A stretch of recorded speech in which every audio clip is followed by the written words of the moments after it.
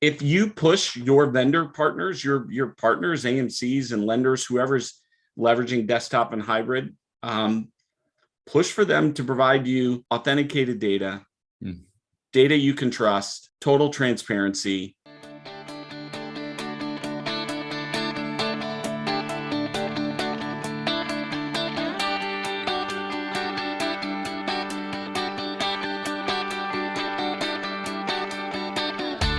Originating from deep inside the Rocky Mountains, transported through the power of the internet, and arriving inside your tiny earbuds.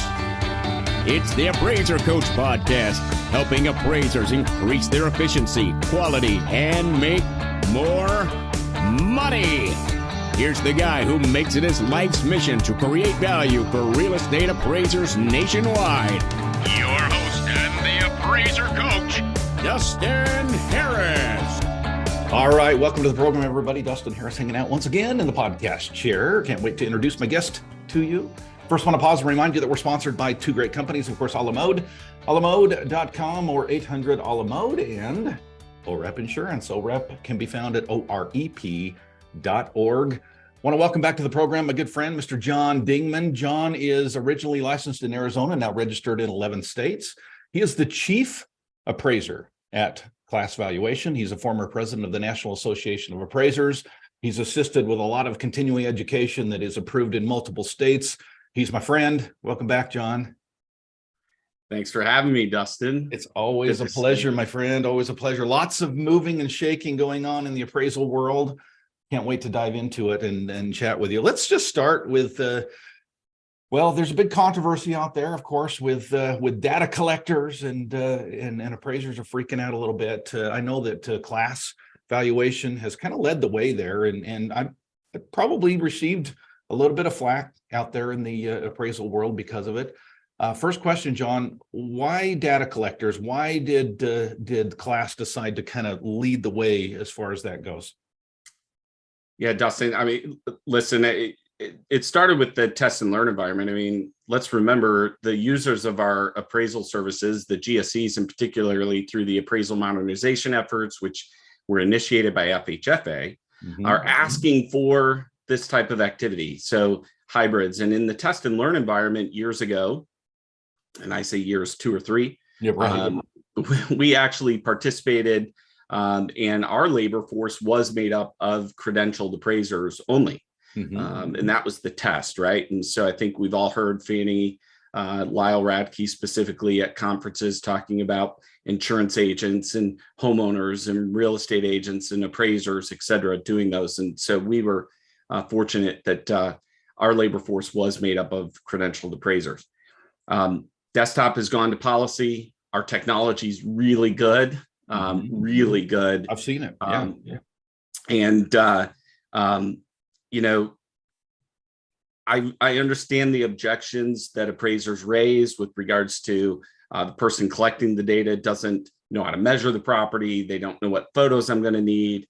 I think we've done a very good job of meeting those objections, particularly when I visited our mutual friend, Brian Reynolds in Owensboro, Kentucky, and we did some test scans.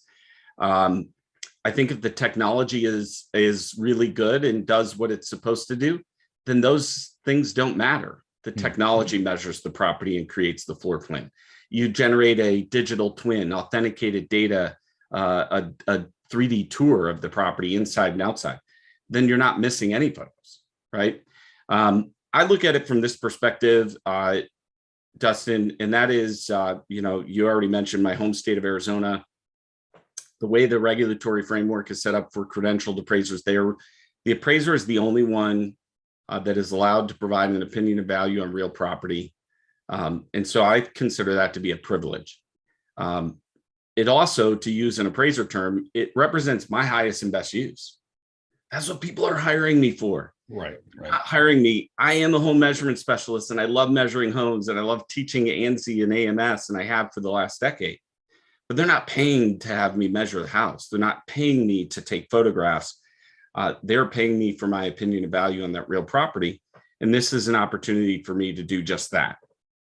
Well, you talk about the appraiser and the role of the appraiser. You probably heard, I know my listeners have heard my doctor's office analogy, and the fact that the doctor needs to be the doctor, and there's many other people that can be involved in that process. And just because the doctor in the past has taken your weight and your blood pressure and everything else doesn't mean that that was the right thing for that, or the highest and best use of that individual, right? And now we're seeing a change, and a lot of appraisers are like, well, wait a second, how can I possibly do my job if I'm not personally collecting that data? And I guess the answer to that is, well, we need to make sure that whoever is collecting that data, the nurse, if you will, the one taking your blood pressure, the one taking your weight, is fully trained. And this is key as well, communicating that to the doctor properly, right? Yes.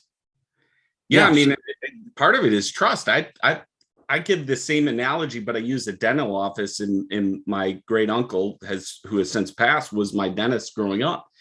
But I just returned from the dentist this past month, Dustin, and where the dentist would usually come in at the tail end and at least say hello to me.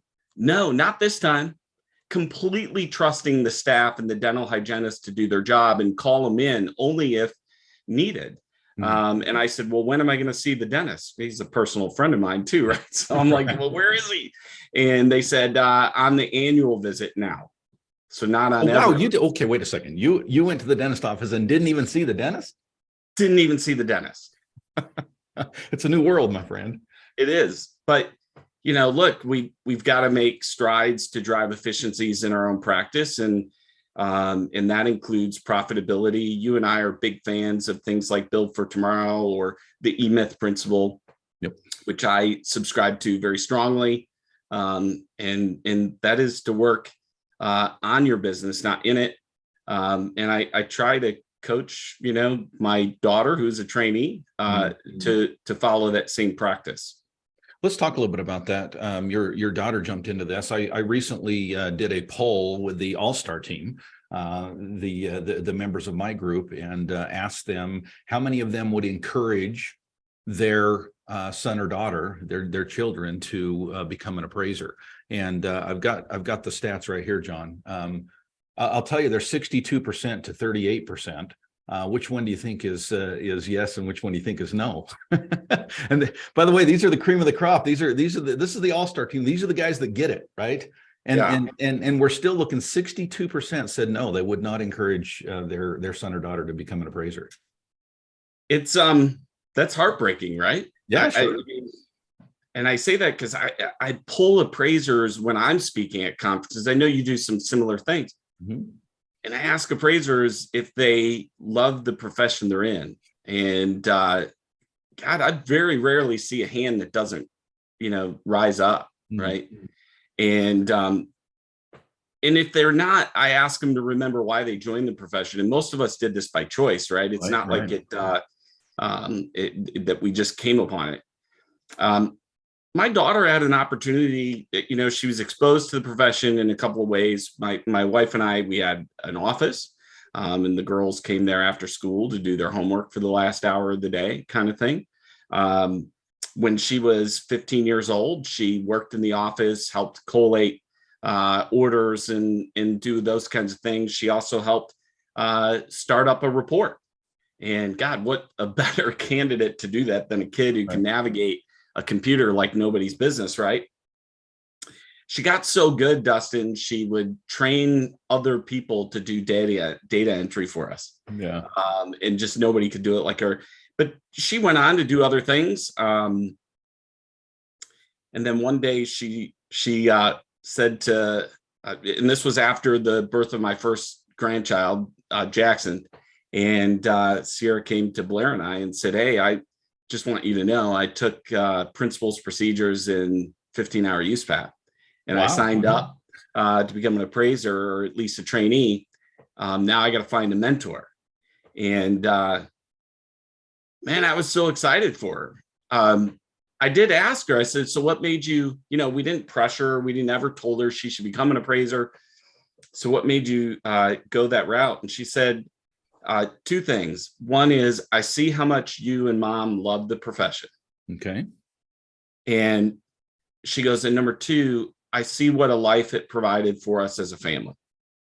the flexibility it offered you and mom could be at things when she needed to be, you could be somewhere if you needed to be.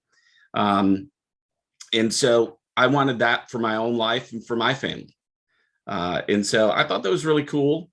But it is because we love the profession. So no, I guess I'm that smaller percentage, but I feel like if we all love the profession, we'd encourage those family members to join it too. And I'm bullish on appraisers. I don't think, Dustin, I understand the fear again, but I don't think property data collection is going to be the demise of the appraiser by any stretch. Well, contrary to that, I mean, when you really look at it, John, to kind of pull both of these things together, we've talked about data collectors and we've talked about trainees, right? We've talked about new people into the profession. I encourage appraisers to not forget why they got into this in the first place, because what I find is that most of them will have a very similar answer. And it's the same answer that you just gave that your daughter had given to you. It's the flexibility, it's the lifestyle, it's this. I don't know any appraiser. Well, that's not true. I know one appraiser who got into this and I love him to death. And he's one of my mastermind students. And hi, Robert. And he says, I got into this because I love looking at houses. I love looking at houses. I love looking at houses. I would say most appraisers, that's not the reason they got into this. They got into this because the potential to be a business owner, the potential to have flexibility, the potential to have to be able to control your own schedule, right? I've had all of those things. John, I know you've had all of those things. I think sometimes appraisers forget why they got into this. And frankly, John, let's just pull these two things together, right?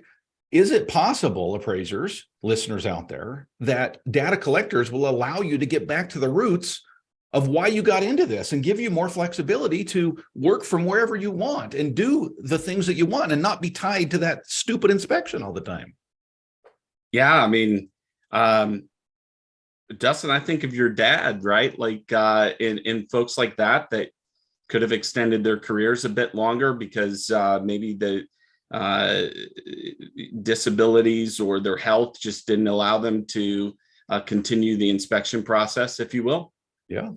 I find it ironic, actually. I mean, for the most part, because I've been an advocate for appraisers and working with the Coalition of Arizona Appraisers and the NAA. And if you remember the VC sheets, for example, for FHA appraisals, appraisers have been fighting against inspection for so long. Yeah. And here we are fighting to perform those. Right.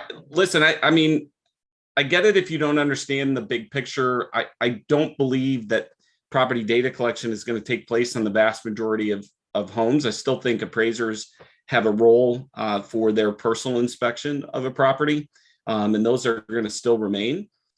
To what extent, I don't know, but I do believe that's still going to be a part of the process. And then again, even if a borrower qualifies for a waiver or waiver plus property data collection, as we know at Value Acceptance plus property data with Fannie and ACE plus PDR with Freddie, the borrower can still opt to get a traditional appraisal or some variance thereof.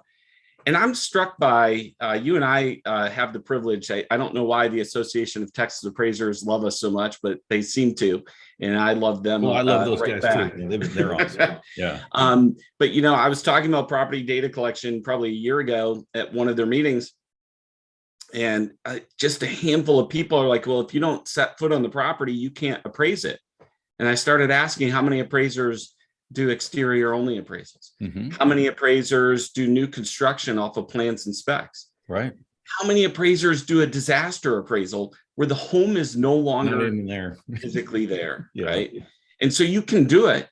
The scope of work has to be right, and the certifications and limiting conditions that And the data has to be trusted. You got to be able, it's got to be good data, right?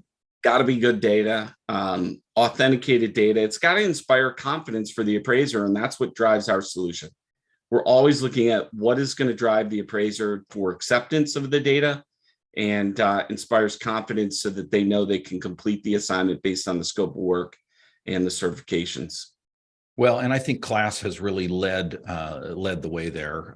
So congratulations. I've seen your technology is absolutely amazing. Speaking of technology, a la mode, of course, is the technology that I've been using for many, many, many, many years. John talked about my dad. He started with a la mode. I learned on a la mode. I've used some others out there, folks, and it's good software. It's not the best. Software that is the best is a la mode. Check them out by going to alamode.com or 800 a la mode. Of course, E&O is not something that you think about on a day-to-day basis, but you do think about it when you need it. I've needed it, folks, a couple of times, and I'm very grateful the folks over there at OREP had my back, because they truly support and back up the appraisers when it's needed. Check them out. Go to orep.org for more information. Again, it's orep.org.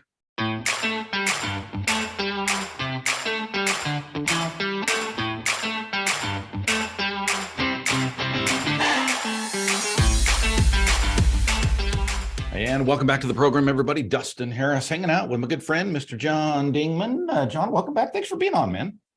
No, thanks for having me. Your sponsors are great. And I will tell you, Isaac Beck from OREP, he actually was a guest speaker at the AXE conference in Sacramento, which was nice. By all accounts, everybody says it was an event, which is spectacular in comparison to somebody saying, yeah, it was a good conference. Everybody keeps describing it as an event, which is cool. Yeah. But he spoke on the topic of property data collection from an E&O perspective. Okay. And he was reminding appraisers that, there's a lot of property data collection taking place that we already accept today, but we accept it when it's credible, when it's not, when it's informative, when it's when we can verify it, et cetera. You think about flood data. I mean, there's a good one, Dustin. I don't know very many appraisers that are getting the flood data from FEMA directly, by the way. We're getting it from aggregators, and we trust those aggregators to get us the data, right? MLS data, and most of us as appraisers understand fluff in the remarks from an agent who's trying to sell a property and go through the process. But we already leverage property data collection to a great extent. Yeah, and John, just to lay it on the table and just to speak, speak up, be an advocate for the listener out there who's, screaming and yelling at their earbuds and saying, yeah, but my job. I think my opinion is they might use the excuse of, hey, how could we have Uber drivers out there doing inspections, and how can we trust this data, and how to, and again, John, I completely 100% agree with you. We are already using data collectors on all levels of the assessor's data. You're not going directly to the assessor. You're not walking the property with whoever, gathered that information. Surveyors, right? We trust that it's 0.34 acre. Did you go out and actually survey? Do you even have the skills to do that, to know that it's 0.34? I mean, we trust data constantly as appraisers. That being set aside, in other words, I understand the concern, and I understand your comments say, hey, we do this anyway, right? But really, as we dig into this and we start to understand where the profession is going, the modernization, the different things, the opportunity that it allows us to open up our field of scope, our opportunity to be able to again retake, again, is your highest and best use of your profession, of your license, of your expertise, of your time. Is that truly out there doing an inspection? And I think, John, correct me if I'm wrong, but I think most that are concerned about this are, at least when they really are honest, and maybe it's in a private communication, not necessarily on Facebook, but when they're truly honest, they're scared for their job. Hey, if they don't need me in the house anymore, where do they need me? Yeah. Well, yeah. And I think it goes a little bit beyond that. Appraisers are pretty smart and intuitive as well. Right. And, I understand the fear of my job, particularly if that's the part of the job that you like best. Sure. And I think we both know plenty of appraisers that love the opportunity to get out and drive around town and do different things. I have a friend who valued going to different areas of town just to try different restaurants for lunch. Sure. And his whole goal was to find a restaurant for Friday night date night with his wife, which is kind of cool, but I think the other is understanding the nuances between desktop and also the technology, Dustin. And so experiences can be very different. Number one, not all desktops are equal, right? We're all aware that desktops have been around for a long time, and desktops have been used for things like HELOCs, single page, 3 comps, sometimes no adjustments, down and dirty type of appraisal reports. That's not what we're talking about here. The GSEs have come up with a desktop solution and a hybrid solution that looks a lot like the 1004 today. In fact, it is the 1004, right? With the exception of the pre-printed parts of the form on pages 4, 5, and 6. And so it's more in depth than what they're used to. And then not all technology are the same. I mean, granted, I am biased because it's class valuation and property fingerprint is our solution, but we think it's the gold standard. And I always tell appraisers, look, the modernization efforts, certainly, especially if you're being honest as an appraiser, 19, 20, and 21 were our busiest years, right? And if we know that, then we know there's opportunities to gain some efficiency somewhere, right? And so I think for some appraisers, they tried some solutions. They were intended to address capacity constraints, right, for the users of appraisal services. But I think appraisers have the opportunity to provide feedback. We value it. Our solution was built by appraisers for appraisers. We solicit the feedback from our appraiser panel on every desktop and hybrid. We built some solutions and enhancements around it. But our goal is to make sure that the solution provides value to the appraiser and ensures their relevance in the mortgage financial transaction process going forward, not removes them from it. And so if you push your vendor partners, your partners, AMCs and lenders, whoever's leveraging desktop and hybrid, push for them to provide you authenticated data, data you can trust, total transparency. I have a testimonial from an appraiser here in Sacramento. He uses 2 words that stick out and resonate with me each and every time I hear it. And that is totally trustworthy, and the data is not filtered in any way. And if that's the outcome, then the data is good and I can use it. And I'd use it on every appraisal, to be honest with you, that from my own perspective, even if I was completing a personal inspection, it's that good. Beautiful. John Dingman, Class Valuation. Thank you, my friend. I always enjoy having you on, and I think words to live by. I've got a trainee as well. He happens to be my son. And I'll tell you, I am so much more efficient and so much more effective, and my highest and best use is spent in the office choosing comps, making adjustments whenever I can send him out on inspections and trust that he's going to bring me back good data. Appreciate your words today, my friend, and you always have an open seat on this program. Well, thanks, Dustin. I appreciate it very much, and thanks for having me. You've been listening to the Appraiser Coach podcast with Dustin Harris.